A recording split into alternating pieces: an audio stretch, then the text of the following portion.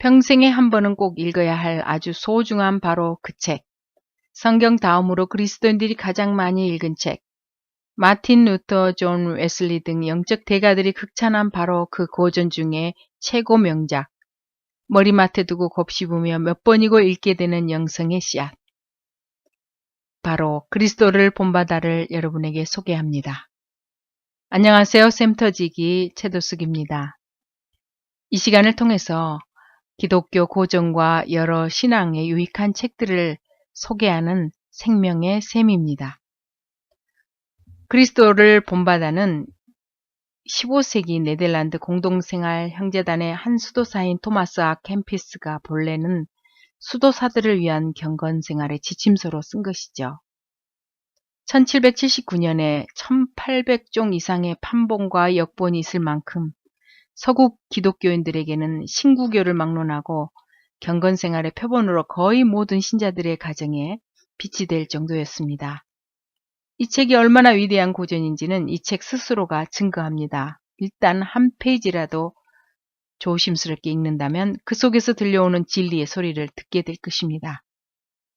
그리스도를 본받아는 성경 다음으로 어거스틴의 참회록과 존 버년의 철로 역정과 더불어 경건문학 중 최고의 위치를 차지하는 고전이지요. 저는 1999년 출판한 기독 태임 문화사에서 출판한 그리스도를 본받아를 읽고 있습니다. 장재영 씨가 번역했고요. 저는 20년 전에 이것을 처음으로 읽고 여러 번 읽으면서 참 많은 인생의 유익을 얻었습니다. 그래서 이 시대에 과학이 발전하지만 우리들의 삶이 얼마나 방황하고 있습니까? 그래서 꼭 필요한 고전이다라고 생각돼서 첫 시간 여러분에게 가장 먼저 그리스도를 본받아를 소개합니다. 먼저 저자를 소개할까요? 토마스 아 캠피스입니다. 그는 독일 düsseldorf 근처에 있는 캠펜이라는 곳에서 태어났는데 원래의 이름은 토마스 하메르켄이라고 해요. 그런데 토마스 아 캠피스라는 이름은 이름과 지명을 연결해 부르는 라틴식 호칭이에요. 캠펜의 토마스라는 뜻이죠. 과거에는 이렇게 지명을 많이 연결해서 부르곤 했었죠. 그는 33세 때 신부로 서품된 후 1472년 92세의 나이로 사망할 때까지 수도원에서만 생활했어요. 그래서 경건한 삶과 하나님의 임재와 기쁨을 누리며 살았다고 합니다. 중세 라틴 문학의 걸작 중 하나인 이 책은 토마스의 나이 47세경에 쓰인 것으로 알려져 있습니다. 그는 이렇게 말했죠. 나는 묵상과 독서 외에는 어디에서도 안식을 찾지 못했다. 그렇게 말한 캠피스는 사망할 때까지 수많은 경건서적과 전기를 저술했습니다. 그리스도를 본받아를 펴보면 네 부분으로 나누어졌는데요. 첫 번째는 영적인 삶을 위한 거룩한 조언입니다. 그리고 파트 2는 내적인 삶을 위한 거룩한 권면, 파트 3 주님이 주시는 거룩한 내적 위로, 파트 4 성찬식에 관하여 이렇게 나누어져 있습니다. 그래서 저는 이 책을 모두 다 낭독할 수는 없고 저에게 참 좋은 그런 글귀들 또 그러한 부분들을 여러분에게 낭독해서 여러분과 함께 읽으면서 여러분도 한번 사서 책을 읽기를 권면하고 있습니다. 그러면 파트 1 부분인 영적인 삶을 위한 거룩한 조언의 목차를 한번 볼까요? 이 목차만 잘 읽어도 굉장히 우리에게 도움이 되거든요. 오직 그리스도를 본받으라. 스스로 지혜 있는 체 하지 마라. 진리 앞에 겸손히 나아가라. 지혜롭고 신중하게 행하라. 믿음으로 성경을 읽어라. 지나친 정욕을 절제하라. 전적으로 하나님을 신뢰하라. 사귐에 주의하라. 순종을 통해 참된 자유를 누려라. 너무 많이 말하지 마라. 악한 습관에서 벗어나라. 역경의 유익을 발견하라. 시험을 인내하라. 성급하게 판단하지 마라. 거룩한 사랑으로 선행을 베풀라. 다른 사람의 결점을 함께 나누라. 신앙 공동체의 정신을 계승하라. 사막 교부들의 영성을 배워라. 매일의 삶에서 영성을 훈련하라. 혼자 있는 골방의 침묵을 사랑하라. 양심의 소리에 귀 기울여라. 인간의 고통을 이해하라. 죽음을 준비하라. 하나님을 심판을 대비하라. 영적인 성장을 도모하라. 어때요? 여러분 목차만 읽어도 그 내용이 궁금하지 않습니까? 파트 2, 내적인 삶을 위한 거룩한 권면.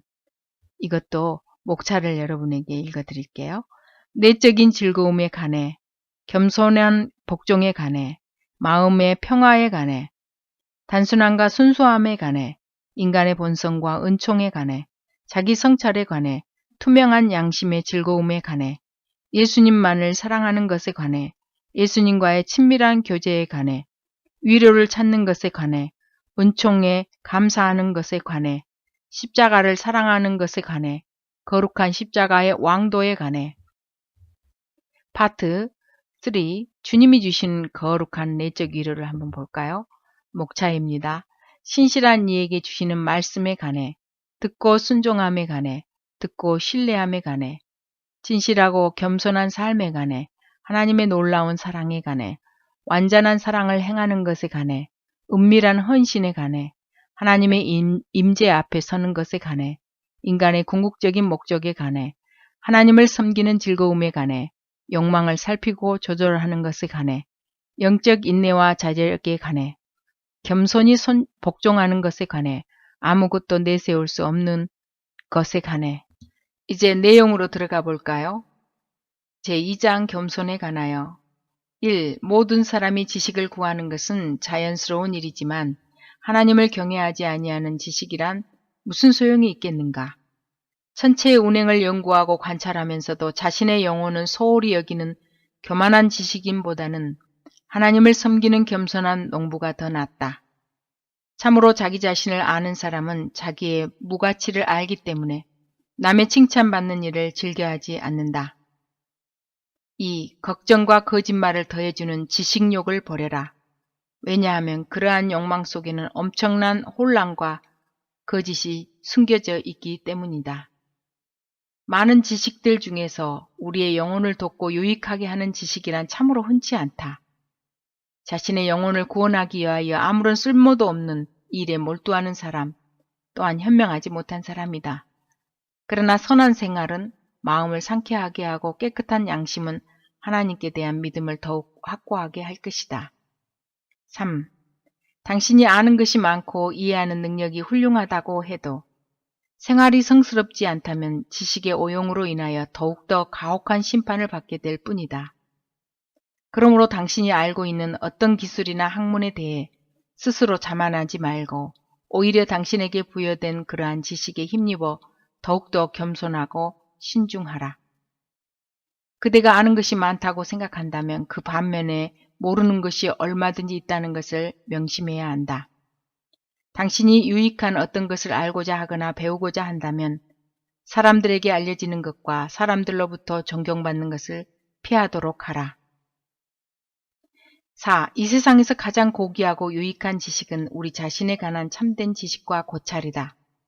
겸손한 마음으로 자신의 보잘것없는 존재임을 인정하고 그렇게 평가되는 것을 기뻐하여야 할 것이다. 당신은 누구보다도 당신 자신이 가장 연약한 존재임을 명심해야 할 것이다. 제3장 진리의 가르침에 관하여 3. 사람의 마음이 단순하면 단순할수록 또 하나님과 하나가 되면 될수록 힘들이지 않고도 사물을 보다 더 많이 이해할 수 있게 된다. 그 까닭은 우리가 하늘에서 이해의 빛을 받기 때문이다. 선하고 믿음이 깊은 사람은 세상에서 그가 해야 할 일을 질서 있게 해나간다. 우리는 자기 자신을 이겨내기 위하여 끊임없이 노력함으로써 정신력을 더욱 강하게 해야 한다. 4. 자신에 대해 겸손할 줄 아는 지식은 학문을 깊이 연구하는 것보다 훨씬 더 확실하게 하나님께 가까이 가는 길이다. 그러나 선한 양심과 거룩한 삶은 언제나 학문보다 우선되어야 한다. 대다수의 사람들은 올바른 삶을 살아가기보다는 지식을 얻으려고 한다. 그래서 그들은 기만당하기 일쑤고 아무런 소득도 거두지 못하거나 보잘것없는 이익밖에 거두지 못한다. 6. 이 세상의 영화는 얼마나 빨리 지나가 버리는가. 그들의 생애가 그들의 학문과 일치되는 것이었을까? 그리고 그들의 연구와 독서가 선한 목적에 부합되는 것이었을까? 하나님께 예배하는 일에는 소홀히 하면서 세상의 헛된 학문에만 전념하다가 죽어간 사람들이 얼마나 많은가. 그들은 겸손한 사람이 되기보다 오히려 존귀한 사람이 되려고 했기 때문에 결국 그들의 생각은 허무한 망상이 되었다.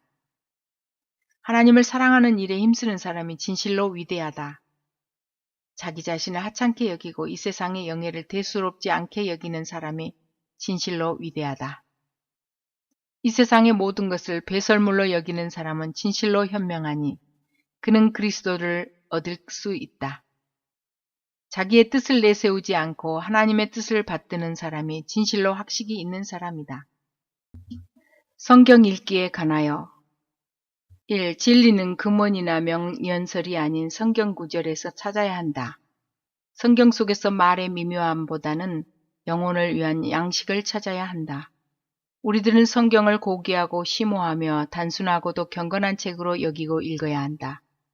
쓴 사람이 위대한 사람인지 아니면 학식이 없는 사람인지에 대하여는 관심을 갖지 말라. 참된 진리를 사랑하는 순수한 마음으로 성경을 읽도록 하라. 누가 이 말을 했는가 보다는 무엇을 말하고 있는가에 알아내려고 하라. 2. 사람은 죽는다. 그러나 주님의 진리는 영원히 남는다. 하나님께서는 사람들의 외모나 능력 따위에는 관심을 두지 아니하시고 여러 가지 방법으로 우리에게 말씀하고 계신다. 우리의 호기심은 성경을 읽을 때 간단히 보고 지나가야 하는 것도 지나치게 따지고 집착함으로써 논란을 일으키는 경우가 있다. 당신이 만약 성경으로부터 유익을 얻으려 한다면 겸손한 마음과 순수함 그리고 믿음을 가지고 읽어라. 성경 지식이 있다는 명성을 얻으려 하지 말아라. 자유롭게 의문을 제시하고 성인들의 말씀에 조용히 귀를 기울이도록 하라. 절제 없는 감정에 대하여 2. 진정한 마음의 평안은 우리의 욕정을 제어함으로써 얻어지는 것이지 결코 욕정에 굴복함으로써 얻어지지 않는다. 제7장 헛된 소망과 교만에서 벗어남에 관하여 1. 사람이나 이 세상의 피조물을 믿는다는 것은 헛된 짓이다. 예수 그리스도의 사랑으로 사람들에게 봉사하는 것을 부끄럽게 여기지 말며 이 세상에서 가난한 자로 보이는 것도 부끄럽게 여기지 말라. 그대는 자신을 믿지 말고 그대의 소망을 하나님에게 두어라. 하나님을 기쁘시게 하기 위하여 당신이 할 수 있는 일을 하도록 하라. 그러면 하나님께서 당신의 선한 생각을 축복해 주실 것이다. 당신 자신의 지식을 믿지 말고 어떤 살아있는 피조물의 지혜에 의지하지 말고 겸손한 자를 도우시고 교만한 자를 낮추시는 하나님의 은총에 의지하도록 하라. 2. 그대가 남보다 부유하다거나 권력 있는 친구들을 많이 가졌다고 해서 자랑하지 말아야 한다. 오로지 모든 것을 주시고 그 모든 것 위에 자기 자신마저도 기꺼이 주시려는 하나님의 사랑만을 자랑으로 삼아라. 육체의 강건함과 아름다움을 자랑하지 말아야 한다. 육체는 하찮은 병에 걸려도 흉한 모습으로 변하고 소멸해 버린다. 당신의 타고난 재능이나 지능을 가지고 자만하지 말아라. 그러다가 하나님의 진노를 살까 두렵다. 사실상 그대가 선천적으로 타고난 재능이나 지능이 아무리 뛰어나더라도 하나님으로부터 받지 않은 것이 어디 있겠는가. 3. 자기를 다른 사람보다 더 낫다고 여기지 말아라. 사람의 속마음까지도 알고 계시는 하나님 앞에서는 당신이 오히려 남보다 못하다고 평가될지도 모르는 일이다. 당신의 선행을 자랑하지 말아라. 하나님의 판단은 인간의 판단과는 다르며 사람을 기쁘게 하는 것이 종종 하나님을 거슬리기도 하기 때문이다. 당신에게 어떤 선이나 미덕이 있다면 다른 사람에게도 그보다 더한 선이나 미덕이 있다고 생각하라. 그렇게 함으로써 당신은 자신 속에 겸손한 자세를 지킬 수 있을 것이다. 당신 자신을 모든 사람들보다 낮추는 것은 당신에게 해로운 것이 아니다. 그러나 자신을 다른 사람보다 더 높일 때에는 훨씬 더 해로운 일이 생기게 된다. 겸손한 사람은 언제나 마음의 평화를 누리지만 교만한 사람의 마음 속에는 언제나 시기하는 마음과 분노가 들끓는다. 제8장 사귐의 조심성에 관하여 1. 모든 사람에게 당신의 마음을 보일 필요는 없다. 그러나 지혜로운 사람이나 하나님을 경외하는 사람과 더불어 의논하라. 젊은 사람들이나 낯선 사람들과 더불어 너무 많은 이야기를 나누지 말라. 부자들에게 아첨하지 말고 고귀한 사람들과 기꺼이 사귀는 일도 피하여야 한다. 오직 겸손하고 단순하며 경건하고 덕망 있는 사람들과 사귀도록 하라. 다만 하나님과 그분의 천사들과 친근하게 지내고자 할 것이며 사람들과의 친교는 조심하라. 2. 우리는 모든 사람을 사랑으로 대해야 하지만 절친하길 원하는 것은 결코 이롭지 않다. 우리는 이따금 다른 사람들과 사귐으로써 그들을 즐겁게 하려고 생각한다.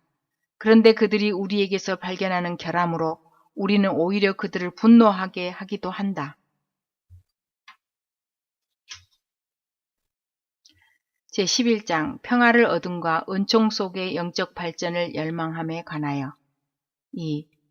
많은 성인과 성도들이 그토록 철저하게 자신을 성찰하고 깊은 명상을 했던 이유는 무엇일까? 그것은 그들이 이 세상의 모든 욕망을 억제하고 절제하는 데에 힘썼기 때문이다. 그렇게 함으로써 그 사람들은 마음을 다하여 자신을 하나님께 애속시킬 수 있었고 마음껏 영적 명상에 몰두할 수 있었다.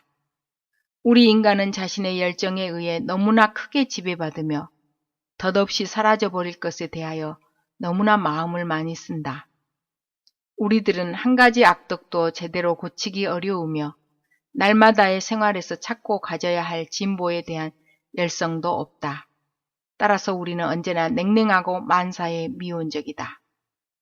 3. 만일 우리의 인간적인 자아가 완전히 죽고 자기의 감정에 휩쓸려 들지 않는다면 우리는 영적 생활의 향기를 나타내고 하늘나라의 명상을 경험할 수 있다. 가장 큰 절대적인 장애물은 우리들이 정욕에서 벗어나지 못하는 것과 성인들의 완전 무결한 발자취를 따르려고 노력하지 않는다는 점이다. 그리하여 삶의 과정에서 사소한 역경이 닥쳐와도 쉽게 좌절하거나 세속적인 위안을 찾으려고 헤맨다.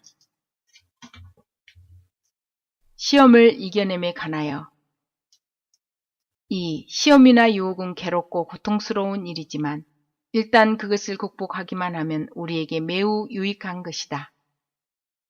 이 세상에는 유혹이나 역경이 전혀 없을 만큼 거룩한 사회도 없고 그토록 은밀한 장소도 없다. 3. 우리가 이 땅 위에서 살고 있는 한 어느 누구도 유혹이나 시험으로부터 안전한 사람은 없다. 왜냐하면 사악으로 기울어진 경향을 가지고 우리들은 태어났고 그 시험의 원천이 우리 자신 속에 깊숙이 뿌리박고 있기 때문이다. 시험을 피하는 것만으로 우리들은 시험을 극복할 수 없다. 그러나 인내와 참된 겸손으로 그 모든 적들을 물리칠 수 있을 만큼 내면적으로 강화되어야 할 것이다.